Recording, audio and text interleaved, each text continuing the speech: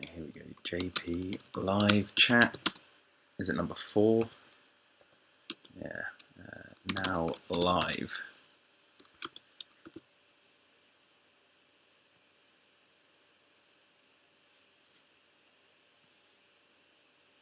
Okay, so just make sure that this all works.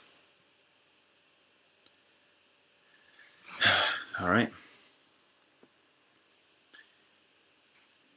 Hey guys, so I've got a couple of you already in the chat. I think this is my 4th Jurassic Park live chat that I've done. I hope you guys are doing all well. I'll give it a few more minutes before we go into what we're going to be discussing tonight.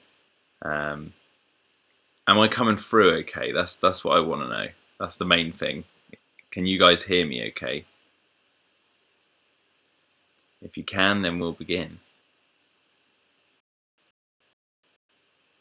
Yeah, there we go. That should that work?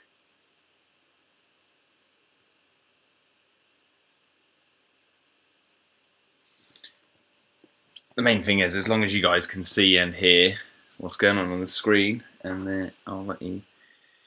I'll begin. I'm just going to retweet that we're live from the Jurassic Cast Twitter, and then we shall begin. Bradley Smith says, "Yeah, you can hear me." Joseph McCarthy says, "Crystal clear, good, good. This is what I like to hear." Right, okay, all right. Okay, guys, how are we doing this evening? I've got my gin and tonic and got some stuff to talk about. Some more Jurassic Park stuff to talk about. These live chats are proving to be a lot of fun, actually, to do. The last one I was a little bit hungover, but this time I'm alright. Spent the day at work, got home, and now let's chat Jurassic Park. So I'm going to start with something I want to talk about just to get it off my chest. I'm a fan of Rick and Morty. I don't know if you guys have seen that show. And one of the creators, Dan Harmon, was watching Jurassic World on Twitter the other day. He was posting about it on Instagram and everything, and it was really funny because he was pointing out Vic Hoskins' character arc, and it was just really funny the way he was going about it.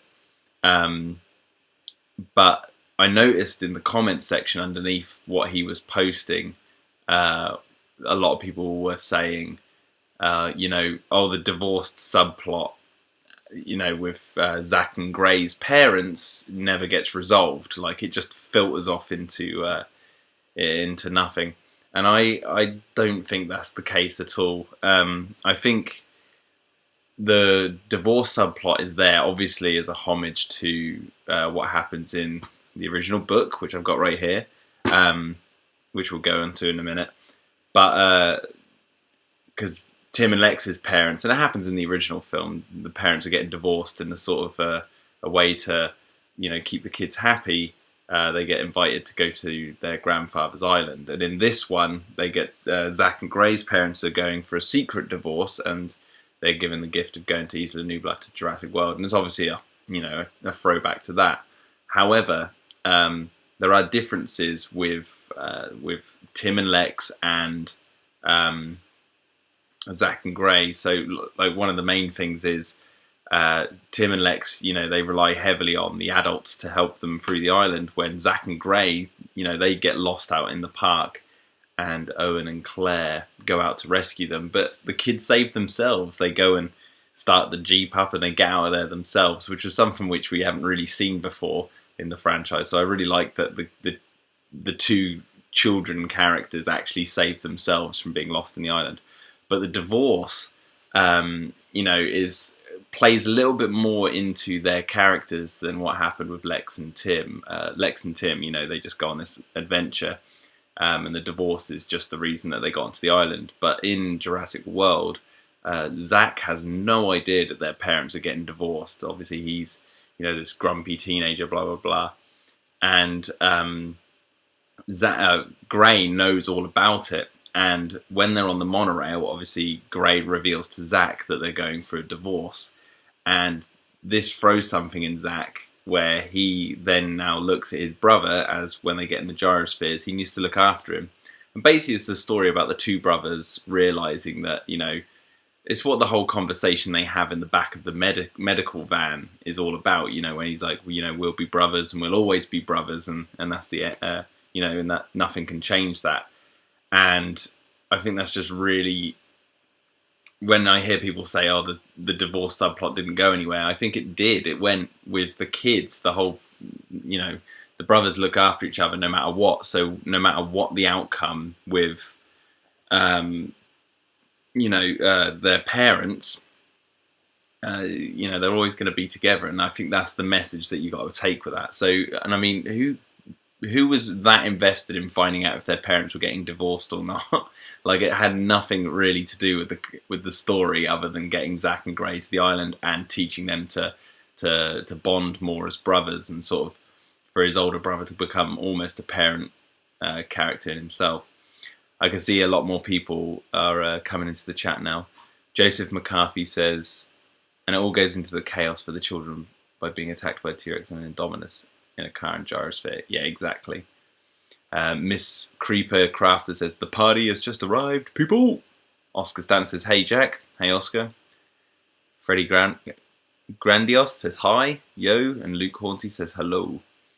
The brotherly relationship between Zach and Gray really resonated with me when I first saw it in the cinema. Oscar Stanton. Yeah, I mean, me too. I remember saying this when I was at the premiere. I remember saying this in the after party. I was with Tim and Chris, and I said at the time, like, I actually think out of all the kid characters from the franchise, Zach and Gray are probably my favourite. And I think mainly because I like the fact that they think around certain problems and they get themselves out of it. I know other kids like Kelly do gymnastics to kill a raptor, and Lex and Tim, you know, they get out of certain situations, and obviously Eric survives on the island for 8 weeks or whatever. But there's just something about the two brothers that I just really like, and their you know, kind of nonchalant, kick-ass kind of attitude. I don't know, I just really like it, and they really gelled with me. And I, you know, as a, you know, child of divorce myself, I really did grasp onto their characters. Sam's chimed in and said, would you rather be smothered by Grant's ascot or Kathy's turkey sandwich? Woof. Grant ascot. Is that a you know, euphemism for his big fat checks that Grant has accumulated over the years? Godzilla Rock says hi. Usual, a local to my live chats. Velociraptor Dudley says, I made it. Well, we've only just begun. I've only been doing this for 10 minutes at the moment. Heggy42 says, Eric's the coolest, but they didn't do enough with his character. Yeah, I think that would have been cool if, like, Jurassic Park 3, you know, it was only an hour and a half long. Imagine if they added another 30 minutes, but that was 30 minutes towards the beginning of the film where you're cutting between the parents coming to the island or whatever, and then you're cutting to Eric surviving on the island. That would have been a really interesting, you know, angle to take. Gojira Lord says, Masrani is probably the most likable character in Jurassic World. He is, yep, as CEO or COO or whatever I'm known as of Masrani Global. I agree. Simon Masrani is very charismatic. Yeah, I do. Obviously, I have a bias towards Masrani, but he's a very, very cool character. Joseph McCarthy. I think Zach and Gray have an essence and a link to Lex and Tim. Gray loves dinosaurs, and Zach is a teenager who's grumpy in a mood like Lex and Tim. Yeah, exactly. But the roles are somewhat reversed because Lex is, you know, the one who knows all the computer stuff, and she's the nerd of the two. Even though Tim is obsessed with dinosaurs, he calls her the nerd. Jurassic Unicast has joined in. Yo, dude. But yes, okay, I think I'm done talking about Zack and Gray. But I just want to say that the divorce subplot is not. It's left open as in, do they still get a divorce or not? But that divorce isn't important. Like, why would you care about it? Like, you care enough to get the kids on the island, and then you see their adventure, learning to bond as brothers. Because for the first half of the film, they don't. Zach is really mean to Gray and this, that, and the other. By the end, they're stronger for it. Joshua Leety says, "I hope Masrani has a twin again in the sequel. I would love to see Irfan Khan again." I I don't think they would do that. I mean, in all seriousness, like obviously, it'd be a really funny joke. But have you ever seen the film Beer Fest? There's a character in that movie who dies halfway through, and then 5 seconds later, they got the same actor to come in and play his brother, and it's just like it's the same actor, and then he goes, because it's a comedy. He's like, "Oh, I'm gonna just wear my brother's clothes," and then he goes, I can't remember what his name is now, but he starts going to the other characters like, "No, you can call me by my brother's name," and then eventually by the end of the film, he is just his brother. Like, and it's completely pointless that they kill that character off. But if they did something like that with Masrani, that'd be really funny. Yeah, Beer Fest is it's a really stupid movie, but I actually did laugh quite a bit through it. What are you saying? What's saying here? Jurassic Unicast says Sam loves the kids; they're his favourite. Yeah, I know. Yeah. But yeah, okay. So some of the subjects we have for tonight. I'm just going to bring up the picture I posted. We have franchise plot holes. That was what someone sent in to me. Someone wanted me to talk about Jurassic Park comic books and the books themselves, which I wouldn't mind talking about. Got lots to say. When don't I have something to say? Actors for future films, or the Jurassic World restricted area. Now, you've got these 4 subjects. Which one would you guys like me to talk about first, and then we can discuss it? I'll give you my thoughts on it, and then I'll get your thoughts. But while we wait, I'm just going to have a swig of old G&T.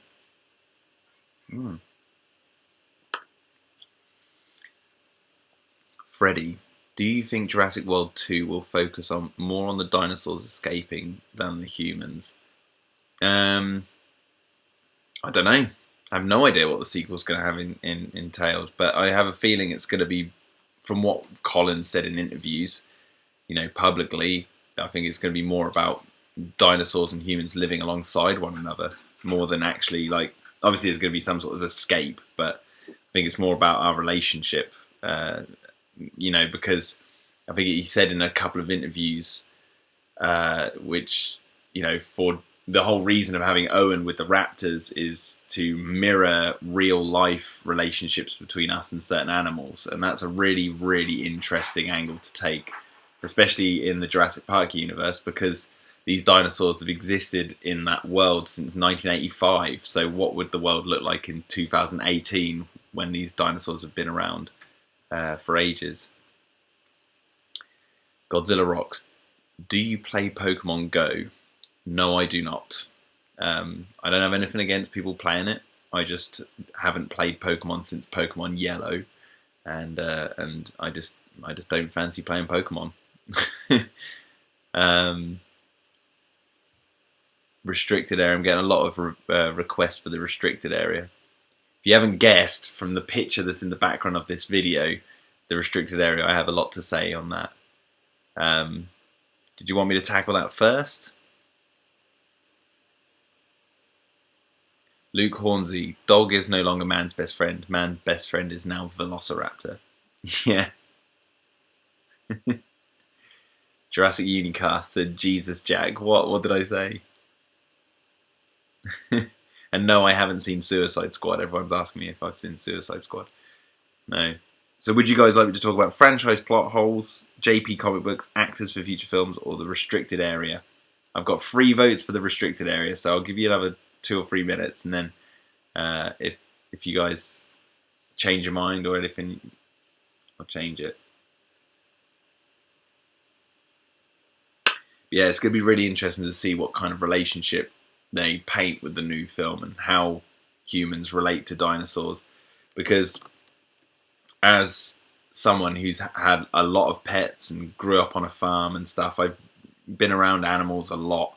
And I always thought when I was a kid, and even now, like I look at animals today and I'm just like, these are just dinosaurs and we're just living alongside them, yet we don't really appreciate animals. People who like dinosaurs, from what I've seen, don't appreciate animals today as much as they do dinosaurs, even though they're one and the same in for the most part. Like, for example, a giraffe is essentially a mammalian version of a sauropod.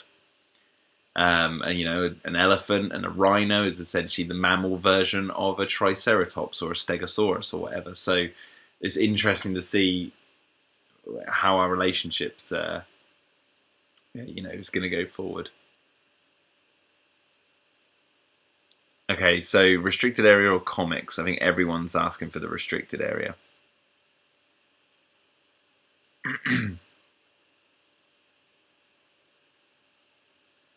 Oscar Stan says, I'm a dinosaur lover and an animal lover, and I also see the parallels between mammals and dinosaurs. Yeah, like a lot of people do. I'm not saying I'm the only one, but as the films go forward, I think that's the mindset to have. The first 3 Jurassic Park movies dealt with bringing these things back, and then suddenly the chaos that all comes with that. And I think Jurassic World onwards is going to be more, well, the first Jurassic World proved it, but it's going to be more like, how do we live alongside these things without killing them off? Okay, everyone's asking for the restricted area. Okay, so, oh yeah, sorry, just before I move on to that, Joshua Lee T asks, do you know of Dinotopia? Give me 2 seconds.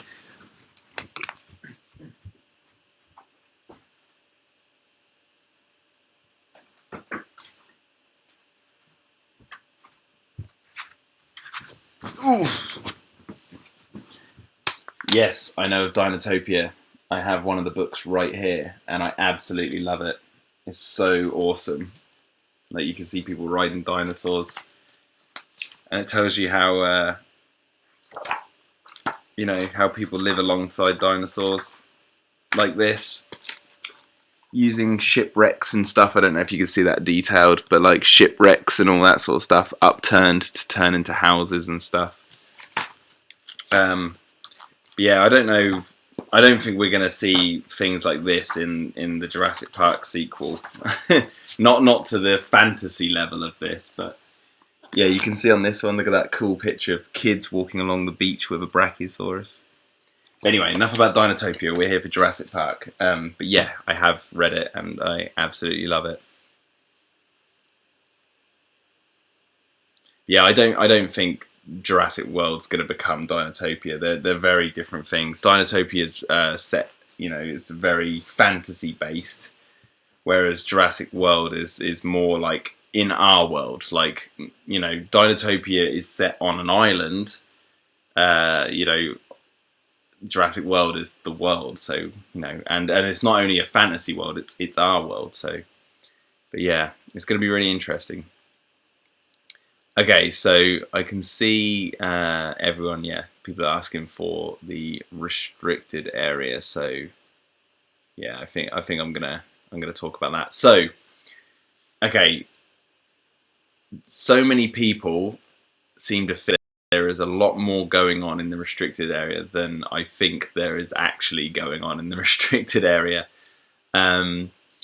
As far as we know, and facts that we know about the restricted area from the movie Jurassic World, we know that the Indominus Rex Paddock is in the restricted area, and we know that Owen's Raptor pen is in the restricted area, and we know the volcano, Mount Sibu, is in the restricted area.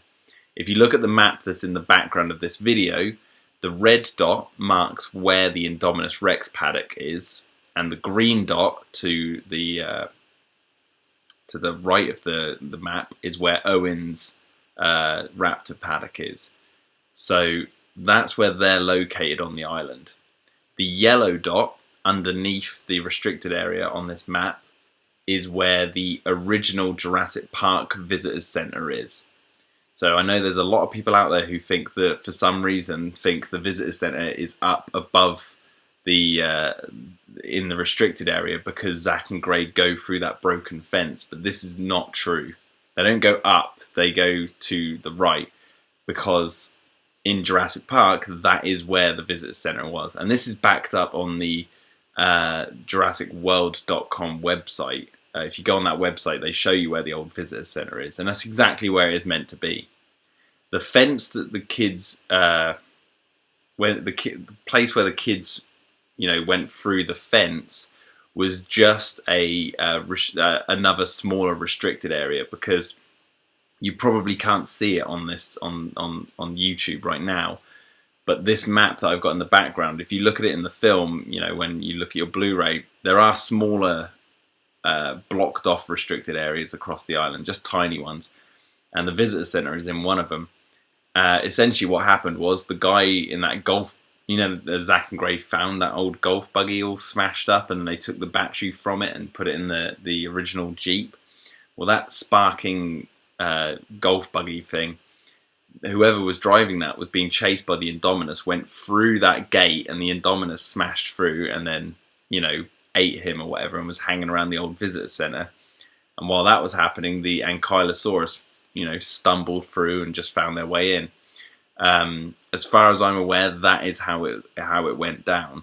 But I hear all the time from people that they think the old visitor centre is up in the restricted area, which absolutely makes no sense, because how could the visitor centre just move, across the island? It is where it is.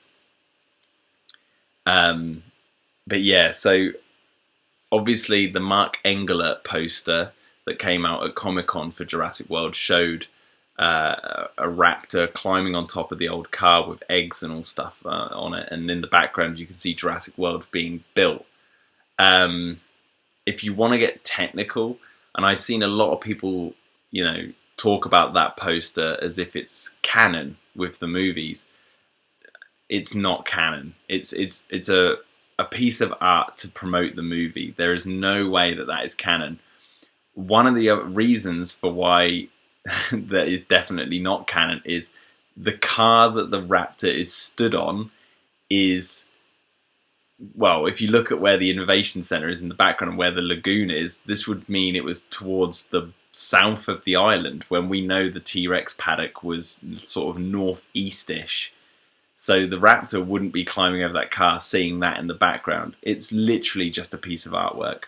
But the amount of times I've heard people use it as, the intention was that there's wild raptors up in the restricted area. And it's like, well, whatever happened on Isla Nublar before the park was built, yeah, there probably were wild raptors. But when we reached Jurassic World, by the point we watched the fourth movie, the only raptors that are on the island, as far as we know, are the four in Raptors in the Ibris project that Owen's working on.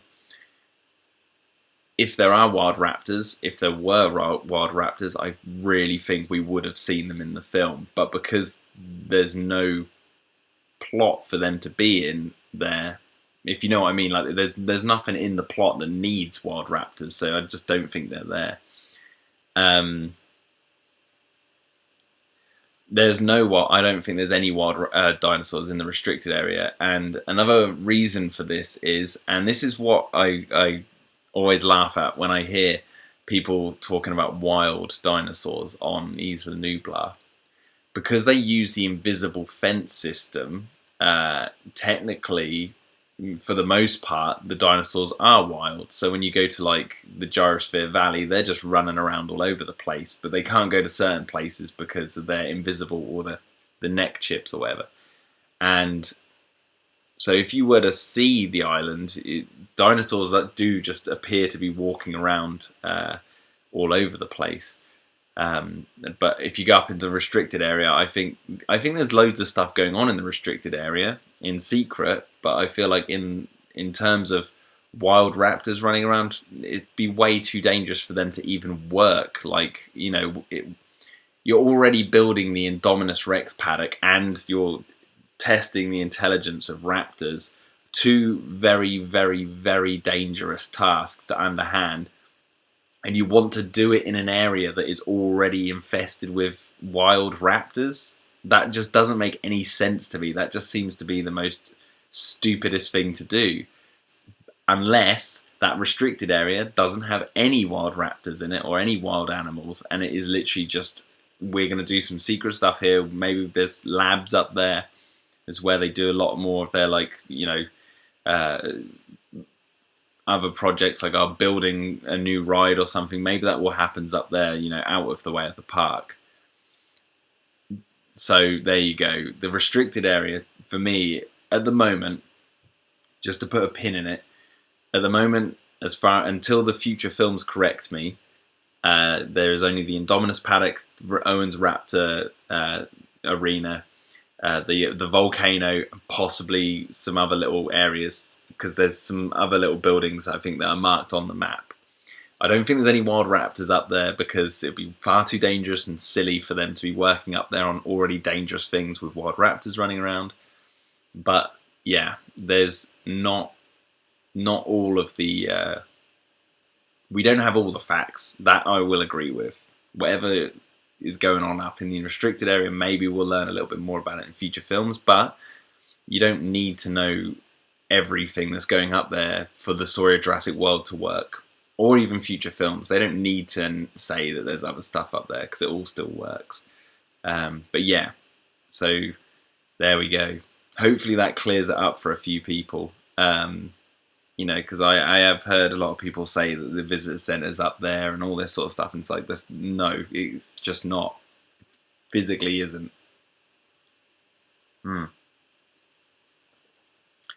Joshua Leetes asks, where does Owen live? Based on the map. You mean his shack by the lake? I don't know. That could be anywhere, really. I think it's probably up in the restricted area. I can imagine it being not too far from his raptor paddock. We know it's near a body of water. But I'd have to look at a really detailed map to,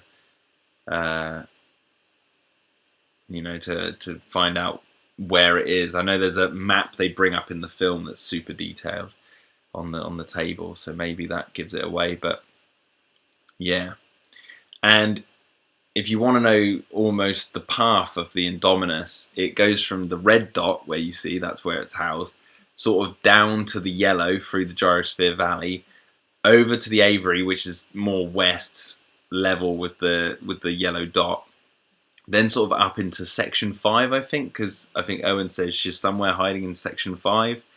They release the Raptors, and then she makes her way to Main Street. So she doesn't travel too far. Lucky for them, she kind of hides away in Section 5 for a little bit. Velociraptor Dundee says, I think in the junior novel it says he lives on the edge of the lagoon, but I don't think that's right. Yeah, that's not right, because the lagoon is where the mosasaur is, and in the film you can see he's quite secluded and out of the way. However, they have to drive to the Indominus Rex paddock from his place, so I reckon his place is somewhere in the restricted area. Has to be. Maybe that is where, like, staff housing is. Maybe, like, that's where Owen lives. Maybe that's where some of the other staff members, live on the island. And I have to say that I think that idea and that concept is so cool. Like, Owen Grady is someone who not only just studies raptor intelligence and all this sort of stuff, but he just lives on Isla Nublar.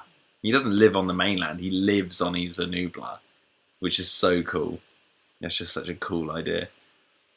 Luke Hornsey, I have a theory that Site B was used for InGen's hybrids and that the Spinosaurus and new raptors were both created by Masrani for Jurassic World, but were too dangerous for the park. There's definitely some tongue-in-cheek nods and winks to that sort of thing on the Masrani website. If you go into the terminal back door, there's definitely some things in there that, might just agree with you on that, but never set in stone. Juan says, I hope I'm pronouncing that right, Juan Cardone asks, where does the Jurassic World staff live? Is there a worker village, or does everyone live in Costa Rica? I reckon it's a bit of both. I don't think there's a worker village, but Owen lives there, so who else could live there? It's not too much of a stretch, but I bet a lot of them, boat in from Costa Rica. Sick Trike says, hey Jack, hey chat, hey Sicky T, how you being?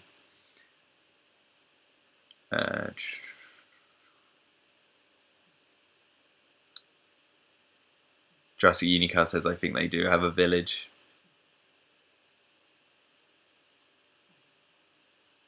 And on the Blu-ray to the east of the T-Rex Kingdom, you can see chalets. Yeah. I really, really, really like the layout of the new park. I think it's really cool. And I think they did a really good job of designing the theme park. Really makes me want to go there. Like, it really makes me wish it was real.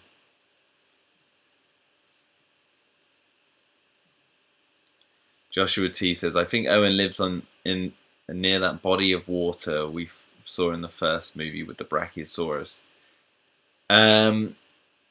Okay, yes, that would be ridiculously cool. However, I hate to burst your bubble. Where the Apatosaurus were dead, where they were, ripped up by the Indominus, that was shot on the same location as where Grant and everyone saw the Brachiosaurus for the first time. However, there's nothing in the film to say that that's not true, because that could have been anywhere, really, for the most part, I guess.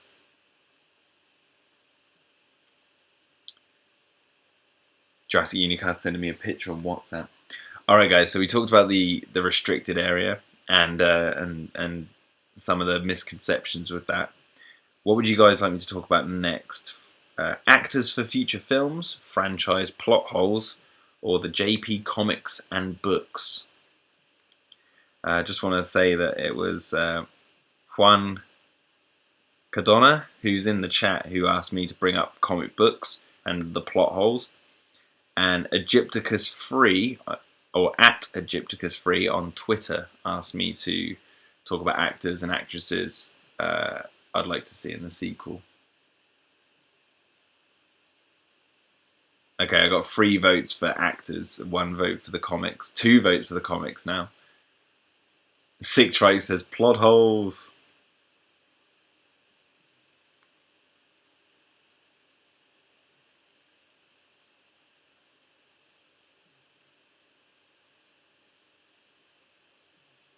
Alright, let's see.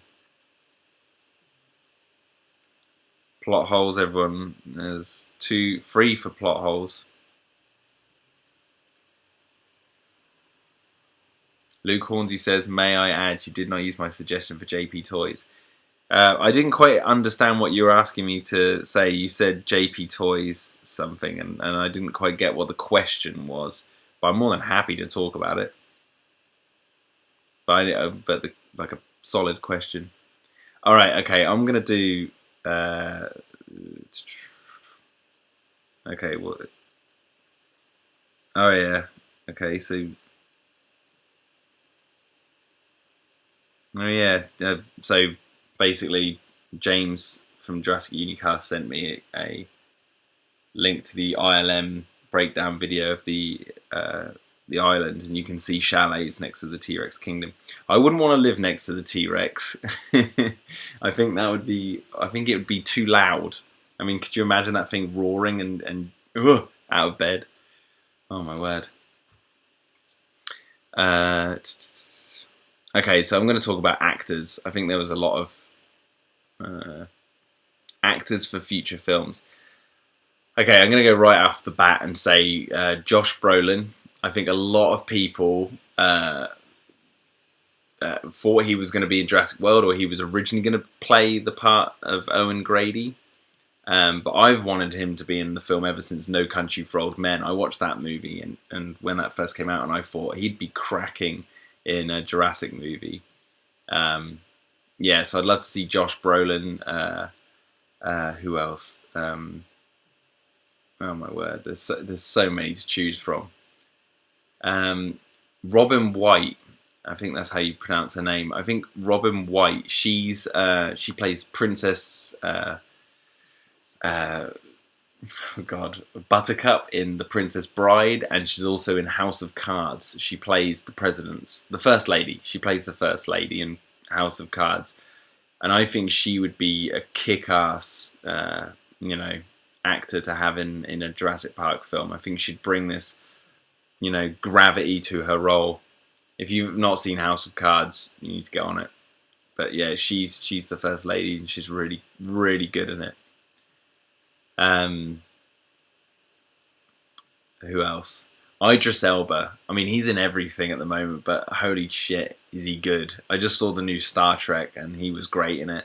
I love him in Prometheus, and I think it was his role as the captain in Prometheus that really sold me on the idea of of him being in a Jurassic Park movie. I thought, it would be awesome to see Idris Elba in a Jurassic Park film. And I know when Jurassic World was in pre-production, there was a lot of fan photo or fan posters because he was rumored to be in it. But yeah, I'm gonna obviously throw out. We all know Chris Pratt and Bryce Dallas Howard are going to be back, but I would like to see the return of Omar Sy. I'd like to see Barry return. I wouldn't mind seeing, you know,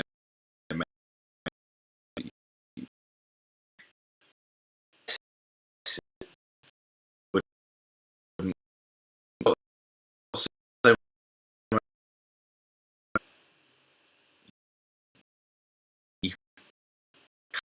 cast the gap people's film.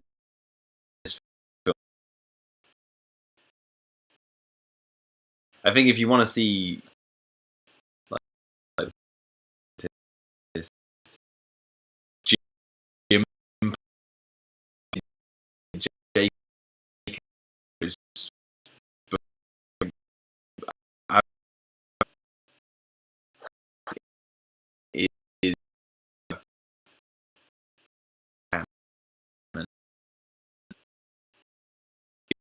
good. Um, you know, watch.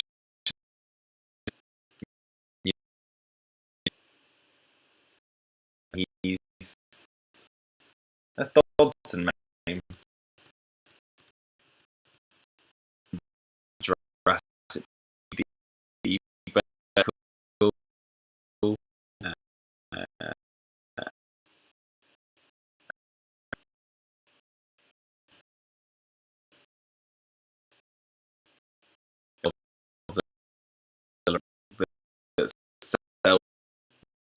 exact. I'm gonna stretch my leg.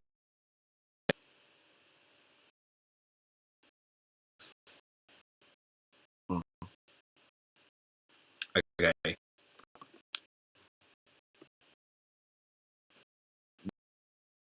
Don't think it has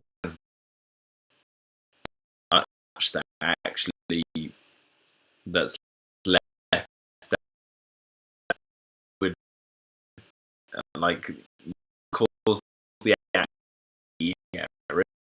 plot holes like that. All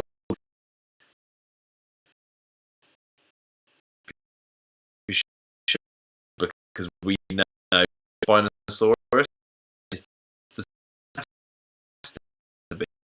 on the boat in that. Uh, whenever I watch the edit, I actually saw, but yeah,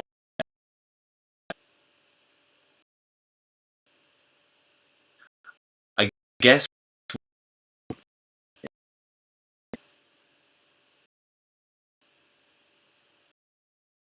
just trying to think contingency. The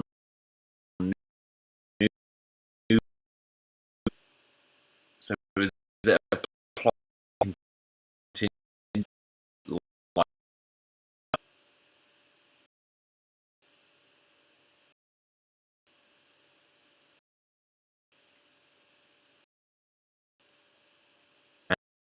and have great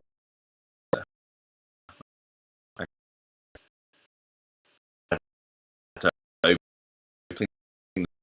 the it's pretty solid T-Rex from we saw.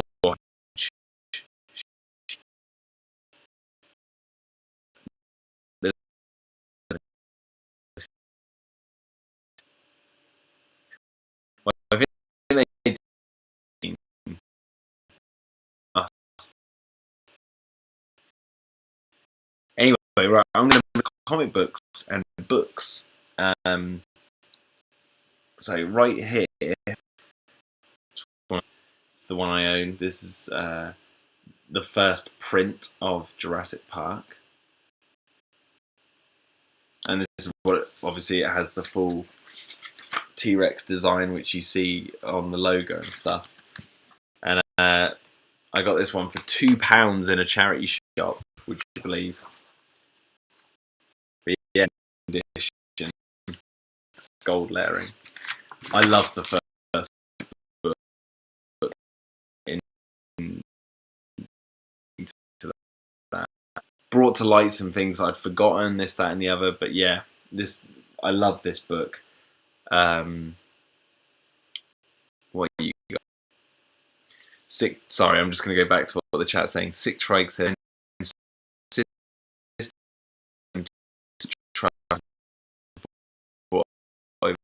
He's like, I insist on being here when they're born, and it's. I feel like he says that because, you know, if he's around, then yeah, if one's being born when he's on the island, whether it's Sauna or JP, I think he's like, oh, I've got to go have a look. Have I seen the TED Talk on this logo? Yes, I have. It's fascinating. But yeah, love this book. However, the one I'm more nostalgic for is the paperback version. This one. I don't own my original paperback Jurassic Park version because it just got like ripped to shreds over the years. It died a death. And then I found it again in a charity shop for £1. I don't know if you can see that on there. In pretty good condition. I'm more of a fan, like, I love hardbacks, don't get me wrong.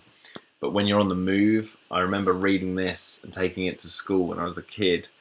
And I think partly why I prefer this one is because it reminds me of the film.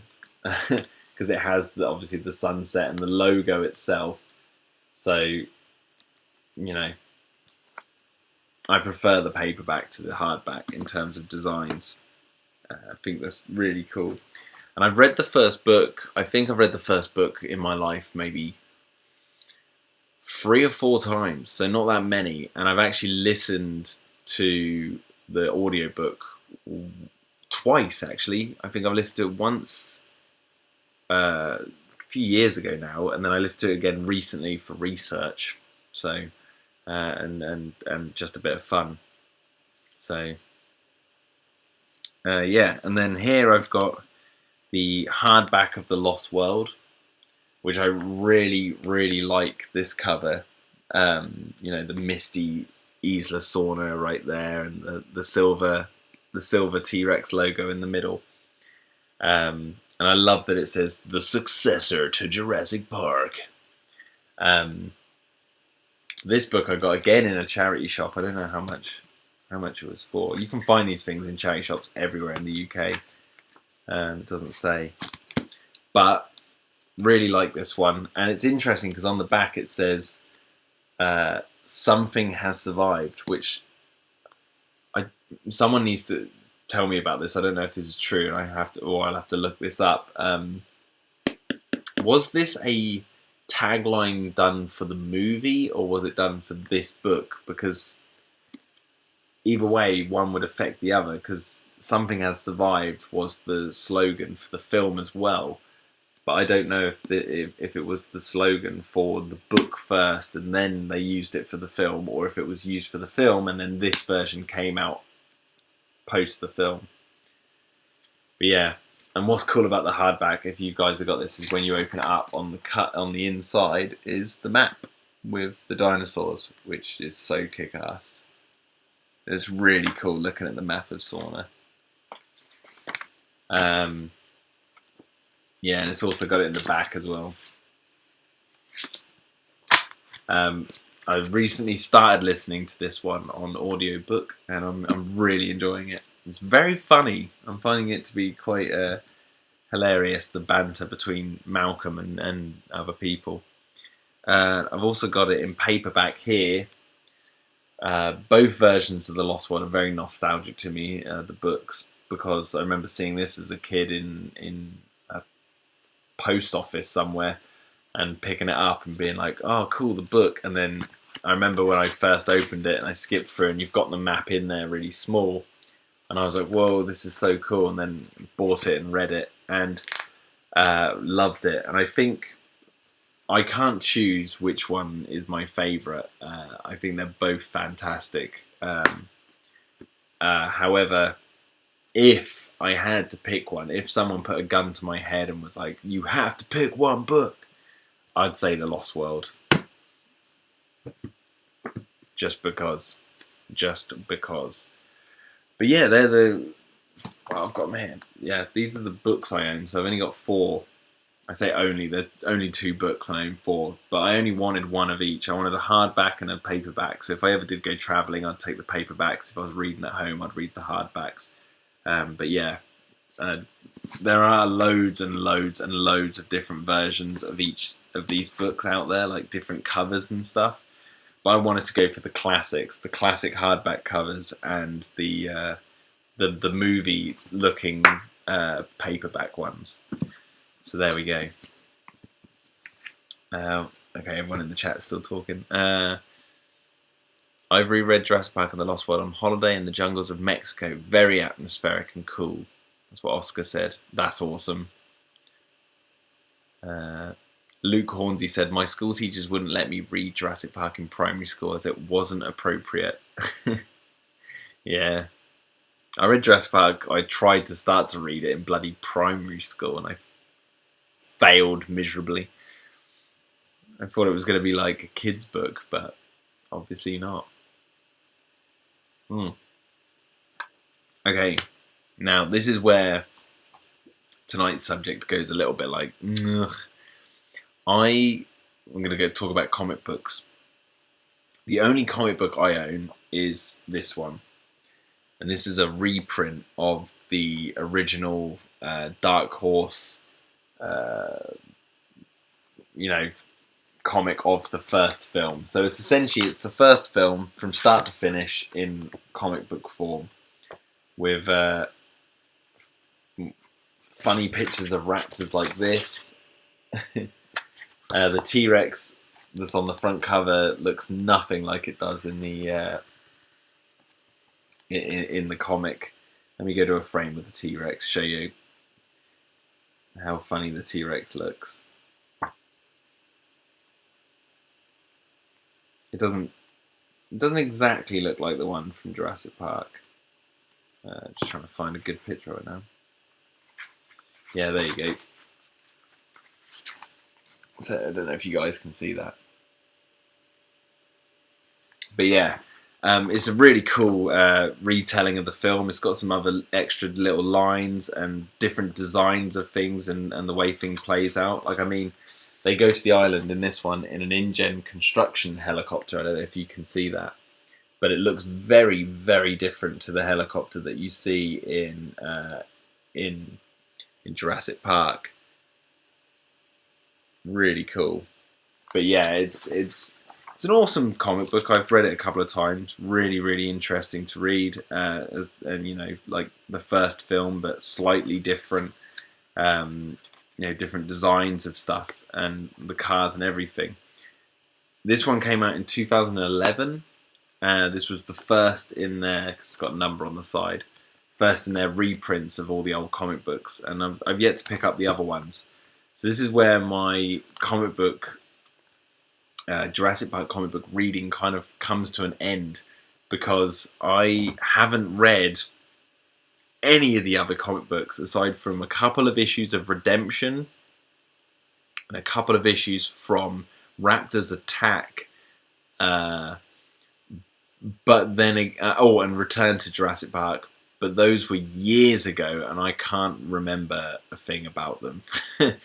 I always had this nostalgic memory, which I don't think is true at all, about Alan Grant suffocating in a cage because someone removes the air and he dies. And I think I've literally just made that up. But in my head, I remember being a kid reading this Jurassic Park comic book and going, oh, they killed Alan Grant.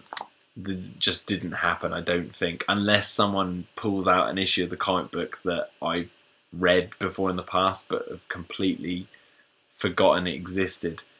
But yeah, I'm sorry. I have to admit that, like, the comic books are something that I really need to catch up on. And classic Jurassic Park, this is obviously, like I said, this is the first film. In the back here, it has an advert for the 2011 reprint of Raptors Attack, which I would love to pick up and read, and essentially build my comic book collection up, because I know the Jurassic Park comic books went on for a number of years. But yeah, I've not read too many of them. I really, really would love to, and they had some fantastic covers. I love the one of the Raptors sort of sat in the pilot's seat of a plane, and the one of like the T-Rex roaring down over Grant and Ellie. I think that's one of the covers for Return to Jurassic Park. But yeah, I know IDW, who they reprinted these comic books. You can see they had the license then, and I think they've now just got the rights to do comic books based around Jurassic Park and Jurassic World. I'm not gonna lie, as a writer, I would absolutely kill to write stories for comic books. But we'll see what the future holds.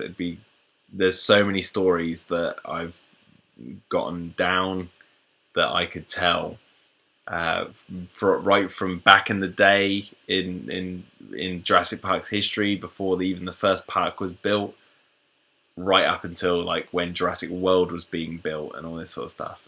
There's so many cool stories to tell, but I'll keep my mouth shut, because one day I might even have the chance to tell them for real. But unless that day actually comes, then they'll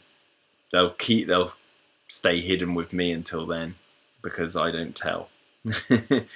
But yeah, what do you guys think about the comic books? Have you guys read any? What are your favourites? Oscar says, I hope the next wave of comics fleshes out the world of movies prior to the events of Jurassic World. Yeah, because it's like a big void between. It's like, ooh, what happened? And we started laying down some seeds for what could be good starting points with the Masrani website and all this sort of stuff. We definitely have our ideas, but if someone else read the website and then took it off on their own and did their own thing with it, that's exactly why we did it. Luke Hornsey says, I'm extremely excited for the IDW Jurassic World comics, like extremely. I wonder what they're going to do in terms of story and where they're going to be set. It's going to be interesting. And there might be a comic series when they start to release them that I'll actually follow, because I don't own too many comic books, but yeah. But yeah, guys, I was going to say, have you guys got any more subjects you'd like me to talk about? Because I think we've actually covered everything in this episode so far. I wish I could have talked more about comic books, but I'm going to be honest, I just literally haven't read Haven't read too many of them.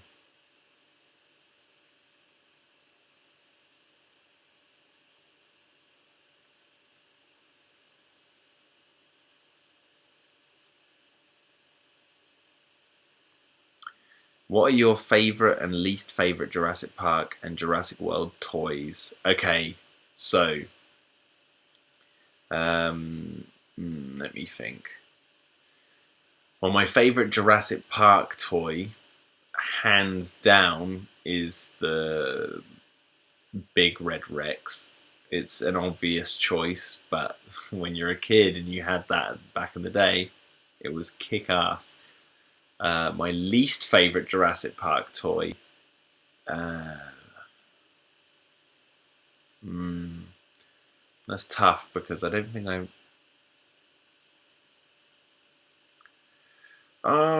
I'm gonna say from the toys I owned, my least favourite toy was, well, it was a part of a toy. It was Carter on the motorbike for the Lost World. Carter came on this like little grey motorbike with a loop. And why that annoyed me was you couldn't take his bike helmet off. So whenever I wanted to play with the characters when I was a kid, I always left him out because I was like, well, he's wearing a bike helmet and I can't. My imagination, I could imagine him without a helmet on talking, but it's just jarring when someone's permanently walking around an island full of dinosaurs with a bike helmet on. I just thought that was kind of like, you could have just made it so you take the helmet off. It must have been simple. Jurassic World toys, well, I haven't got any, so I think that answers your question. I might pick up the Carnoraptor, but that all depends on when I actually see it in person. Jurassic Master Builder says, "Sorry, I'm late. Just came back from watching Sausage Party." Oh, don't spoil it because Sausage Party's not out until September 9th here. I really want to talk about that when it comes out. I wanted you to talk about the purpose of the Spinosaurus and why it was kept a secret. We don't know. That'll be for a story that will probably be told some other day. But yeah, I think maybe it's something to do with Jurassic World and the building of that park. Maybe some experiments. Who knows? Do you think Mattel is going to do good work? Yeah, I think Mattel are going to do a fantastic job. I saw some of their Ghostbusters toys when I was out, and they're pretty damn good. I think the one thing I think a lot of fans are worried about is whether the new Mattel stuff will match up with the old Kenner stuff, or even some of the Jurassic Park 3 Hasbro Jurassic Park 3 toys. I have no idea how they're going to tackle it. It'd be awesome if they did make it all match up. I mean, if I had to make a choice, I'd be like, yeah, the human figures should all be in size so you can all play with them together. You know, you have a new Owen figure, you want him to go alongside your old Alan Grant.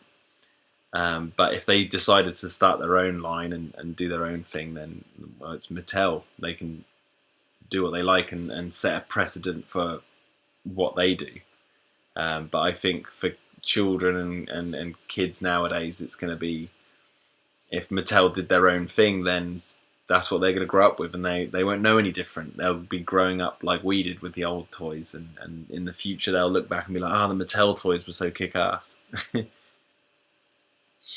But yeah, just to go back to favourite Jurassic World toys, I think out of the ones I've seen in shops, the big Indominus was the one I was most impressed with, and I kind of wish I'd picked that up because I really want to put it alongside my Thrasher T-Rex and all that. You know, they have the big ones, but I just don't have the time or money to get it at the moment.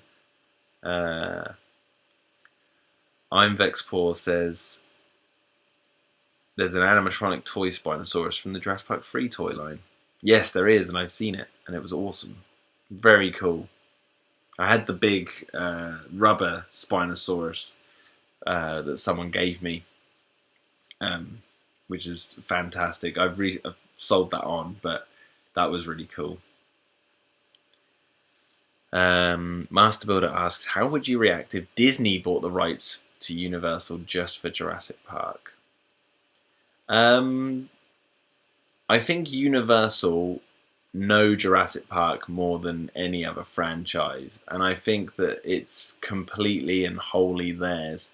I think if Disney bought the rights to it, I think Disney, they would definitely throw a lot towards it. I just think they might throw too much, and by this I mean, like, they bought Marvel, and then we've got 2-3 Marvel films a year now, and you've got all these action figures, all this sort of stuff. And with Star Wars, you've got obviously a film every year.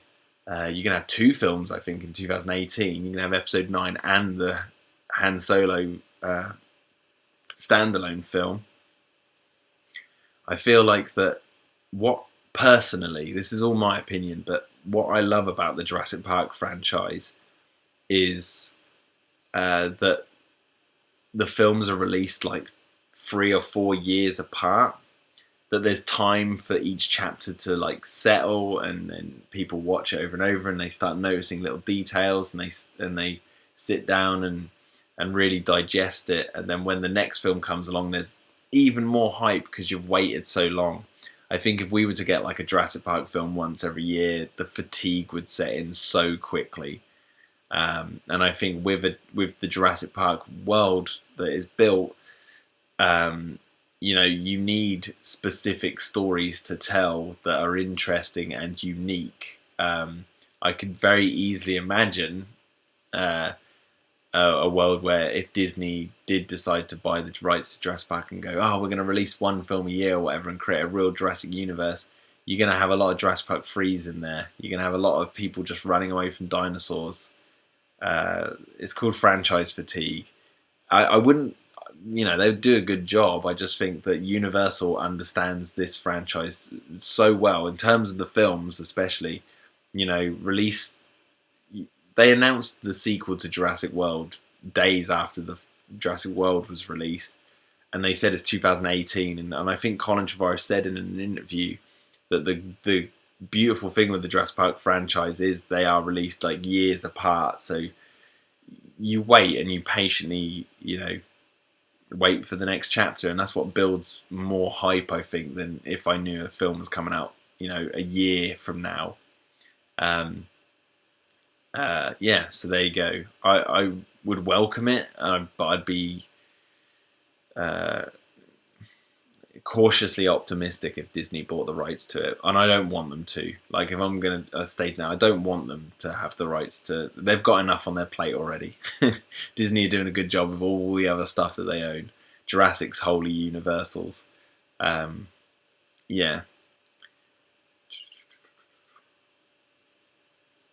Joshua T says, I always thought Indiana Jones and Star Wars were Universal type properties.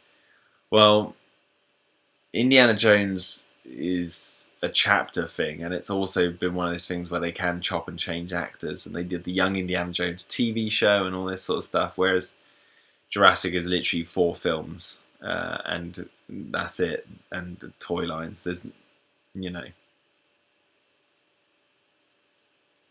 the just to talk about the franchise a little bit more, like, I remember being a kid, like when Jurassic Park first came out, the 4 years between Jurassic Park and The Lost World seemed forever, but in a good way. It was like you started to hear that the new film was being made, and you're like, they're making a sequel, blah blah blah.